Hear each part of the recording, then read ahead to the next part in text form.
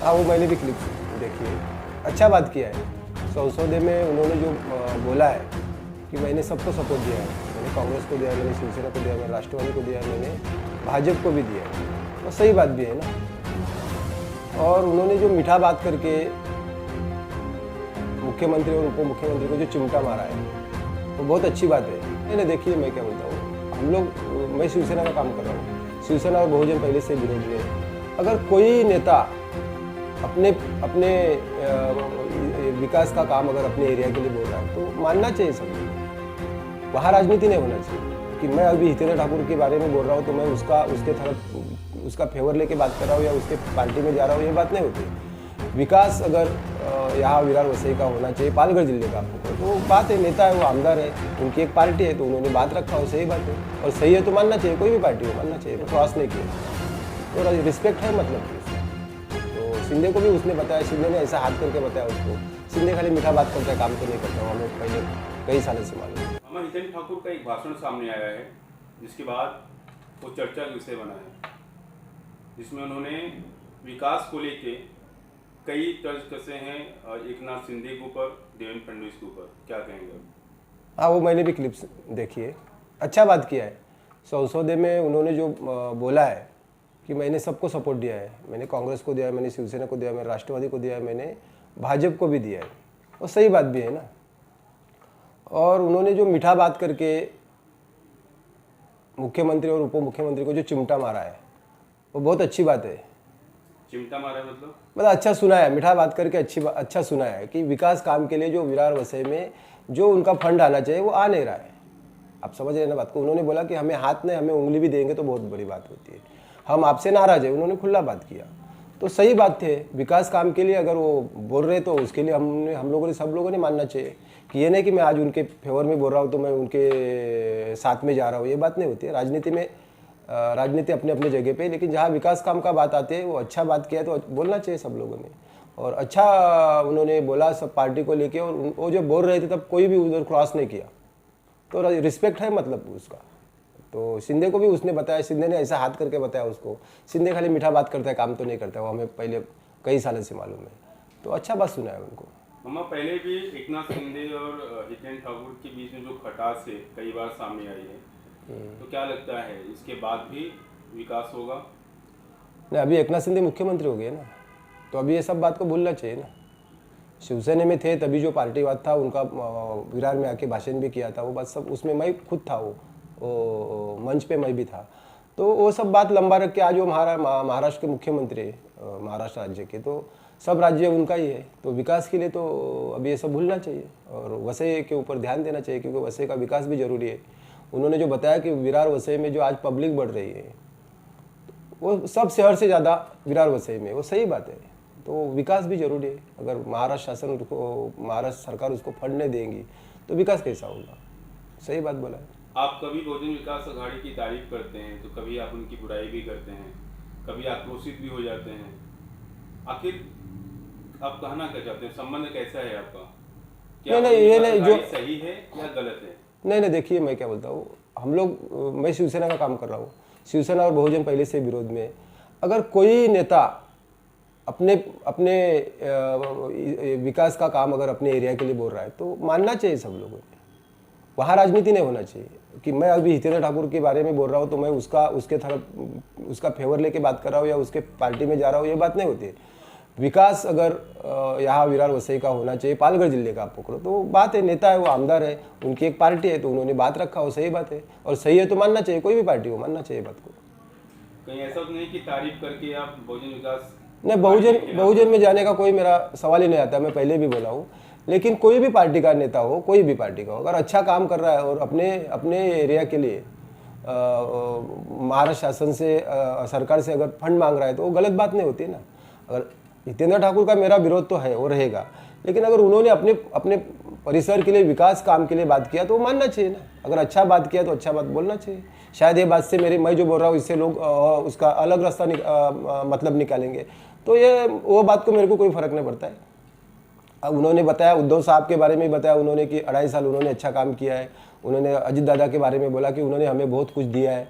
वो सबके बारे में बोला है ना, और उन्होंने साथ भी सबको दिया है ना। जो सरकार बनी, जिसकी सरकार बनी उनके तरफ वो गए, और जाना चाहिए क्योंकि एरिया का विकास भी जरूरी है। तो बात किया उसने, कम से कम मेरे हिसाब से 5-6 मिनट बात किया, मैं क्लिप भी देखा वो, तो अच्छा बात किया। और उस वहाँ जितने भी महाराष्ट्र के आमदार थे किसी ने उधर क्रॉस नहीं किया, कुछ बात नहीं किया, तो रिस्पेक्ट है उसका, वो मानना चाहिए, उसमें क्या है। मामा कुछ दिनों से नागेश्वर नगर में विरार पाटा पे कार्रवाई हो रही है। इसमें 200 से 300 रूम तोड़े गए हैं, लगभग 500-600 रूम वहाँ बने थे। तो कई लोगों का कहना है कि कार्रवाई आप करा रहे हैं। देखिए, मैं क्या कहेंगे आप? मैं ये बात से डरता नहीं, मैं बोलने के लिए भी तैयार हूँ, मैं करवा रहा हूँ। क्योंकि ये यहाँ जो सरकारी जगह है, महाराष्ट्र शासन की जगह है, मैं 19 से बात कर रहा हूँ, 2019 से मैं बात कर रहा हूँ कि इसके ऊपर कार्रवाई होना चाहिए। पहले भी हुई थी, तो उसके बाद में अगर महाराष्ट्र शासन की जगह या नवीन शत की जगह है, वहाँ आज गुंडागर्दी बढ़ रही है। वहाँ लोग, अभी आप मानेंगे नहीं, 2-4 दिन पहले, 2 महीना पहले 2-4 लोग रिवॉल्वर में पकड़े गए, वहाँ फायरिंग की गई। तो यहाँ जो बस्ती बढ़ रही है, वहाँ से यहाँ के भूमिपुत्र लोगों को तकलीफ हो रही है। यहाँ की जो हमारी माँ बहनें हैं, जो कॉलेज जा रहे, स्कूल जा रहे, उनकी छेड़छाड़ हो रही है। नाके पर बैठ के कोई टप्पूरीगिरी करते हैं, तो ये बात को तो मैं बर्दाश्त नहीं करूँगा, और ये बात से मैं डरता भी नहीं। और तहसीलदार को कार्रवाई करना चाहिए। आज उन्होंने 200-250 रूम तोड़ा है, हो सकता है हजारों रूम बनेंगे उधर, तो फिर बाद में क्या होगा। जहाँ पे कार्रवाई करनी थी वहाँ पे कार्रवाई नहीं की गई, और कार्रवाई नहीं करने के लिए तहसीलदार ने 15 लाख रुपए लिए भी हैं, जिसका ऑडियो वायरल हुआ है। तो ये बात, पैसा लिया है कि नहीं मुझे नहीं मालूम, लेकिन अगर वो कार्रवाई नहीं करेंगे तो हम कलेक्टर के पास जाएंगे। और सरकारी जगह में अगर इतना बड़ा बांधकाम हो रहा है, तो ये यहाँ के जो प्रशासक है क्या सो गए क्या? पहले भी तो नालेश्वर में हुआ था, 10 साल पहले हुआ था, जोर में हुआ था, तब तो इतनी बड़ी कार्रवाई हुई थी। और उसके बाद में वहाँ चाली बन रही है, तो तहसीलदार को ध्यान देना चाहिए उसके ऊपर, महामंडल अधिकारी है उनको ध्यान देना चाहिए, तलाठी है उसको ध्यान देना चाहिए। तो ये गलत है। और वहाँ अभी जो भी लोग, वहाँ क्या हो गया है कि गरीब लोगों का रूम टूटा है। अभी मैं तो बोल रहा हूँ कि जो भी बिल्डर है वहाँ जो अनाधिकृत बांधकाम किया है, उसका एग्रीमेंट चेक करे, उसके ऊपर कार्रवाई करे पुलिस वाले। सरकारी जगह में कौन बनाया, उसके ऊपर कार्रवाई होना चाहिए, उसको MRTP लगना चाहिए। झोपड़पट्टी दादा का जो कलम है वो लगना चाहिए, उसको अंदर करना चाहिए। वो गरीब लोग जो है वो वहाँ रोड मर रहे हैं, उनको ध्यान देना चाहिए कि हम लोग रूम लेते हैं तो कम से कम पेपर तो चेक करो। आज वहाँ हजारों लोग रोड पे उतरे, तो उन लोगों को कम से कम रूम लेने के पहले पेपर तो चेक करो। आप कौन सी जगह में, आप सरकारी जगह में बना रहे हैं कि कहाँ बना रहे हैं। यूपी से आए हुए बिल्डर लोग, मैं आपको बताता हूँ, हजारों बिल्डर आज यहाँ विरार वसई में है, और अनाधिकृत बांधकाम करके अपना पैसा लेके निकल जाते हैं गाँव। लेकिन रूम लेने वाले के लोगों को भी सोचना चाहिए कि यहाँ के जो भूमिपुत्र हैं उनसे इंक्वायरी करना चाहिए। यहाँ तो रोज 2-4-10 लोग रोज आके बोलते हैं यहाँ हमारा पैसा अटका है, वहाँ हम करें क्या वो उसके लिए। जब रूम लेते तब आके पूछते नहीं, तो ये कार्रवाई तो होना चाहिए। और तहसीलदार ने नहीं किया तो कलेक्टर के पास जाएंगे। मैं तो ये बात के खिलाफ हूँ। हमारे जो लोग वहाँ पे हैं, फिलहाल सभी पक्ष के नेता आ रहे हैं, उनका कहना है गरीब हैं। तो गरीब हैं या मूर्ख हैं? मूर्ख इसलिए हैं क्योंकि उन्होंने 5 लाख, 6 लाख, 7 लाख, गरीब नहीं, मूर्ख है। मैं बोला मूर्ख है जो रूम लेते हैं आज 5-6-7 लाख रुपए देके, तो कम से कम पेपर तो चेक करो आप कौन सी जगह में ले रहे हैं। इसके लिए मैं बोल रहा हूँ ना, वो जो भी बिल्डर है उनका सबका नाम लेके पुलिस ने उसके ऊपर, मांडवी पुलिस स्टेशन में उसके ऊपर कार्रवाई होना चाहिए। BMC अधिकारी जो वहाँ पे घरपट्टी लगाते हैं, नहीं, MSTB अधिकारी जो वहाँ मीटर लगाते हैं। नहीं, मैं आपको ये बताता हूँ, वो एरिया BMC में घरपट्टी के नहीं है, वो गलत बात है। वो ग्राम पंचायत है, टोकरे ग्राम पंचायत है, और ग्राम पंचायत ने उसको घरपट्टी लगा के दिया है। तो उनको भी सोचना चाहिए कि ये सरकारी जगह जो महाराष्ट्र शासन की जगह या नवीन शर्त है, जो शर्त भंग हो गया उसको ऊपर नहीं करके देना चाहिए। जहाँ माल की जगह है वहाँ आप घरपट्टी लगा के दे, उसके लिए कोई विरोध नहीं। लेकिन जो सरकारी जगह है, महाराष्ट्र शासन हुआ है या नवीन शर्त है, वो शर्त भंग हो गया है, उसको घरपट्टी नहीं लगा के देना चाहिए। महानगर ग्राम पंचायत का भी गलती है, और महानगर पालिका ने भी ये काम नहीं होने देना चाहिए था। हम आगे इस पे और कार्रवाई होगी? हाँ, कार्रवाई तो होगी। अभी उनको स्टे मिला है 5-6-7 दिन का, आगे तो कार्रवाई होगी। जिनके घर टूटे हैं, जो आज सड़क पे आए हैं, उनका क्या होगा? उनको तो देखिए, मैं आपको बताता हूँ, पहले राजौली के इधर भी ऐसा ही एक हो गया था। दारा रंदा था बिल्डर, हजारों रूम बनाए थे वहाँ। 2-3 साल पहले कार्रवाई हुआ था, मनसे के माध्यम से कार्रवाई किया था 2018 में।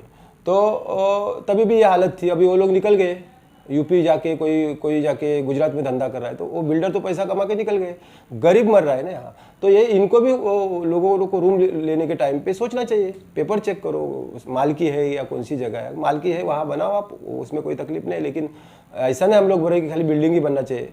हर एक जगह, हर एक शहर में, हर एक महानगर पालिका में चाली भी बन रहा है, ऐसा बात नहीं है, लेकिन वो चाली मालकी जगह में बनाओ ना, तो उसमें क्या तकलीफ है।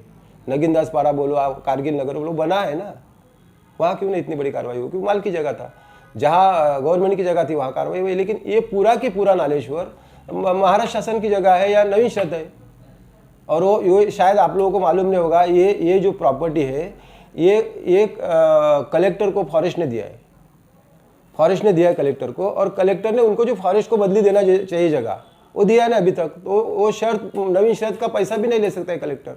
तो इतने खराब जगह में बांधकाम करने की जरूरत क्या है?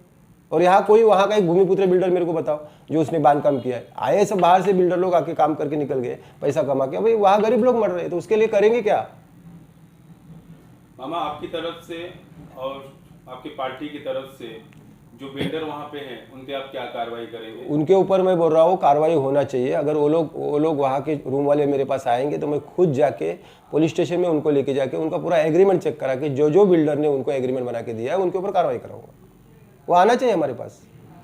हमें 2-4 पत्रकार लोगों ने फ़ोन करके बोला भी था, मैं आपको बोल रहा हूँ, तो मैं क्यों वहाँ जाऊँ? वो आए मेरे ऑफिस में बैठे, बात करें। वो राजेश पाटिल आमदार के पास भी गए थे, वो क्या करेगा बेचारा? अभी आमदार है तो लोगों को थोड़ा सहानुभूति देना चाहिए, उसने बात किया होगा, लेकिन उसके हाथ में भी कुछ नहीं है ना।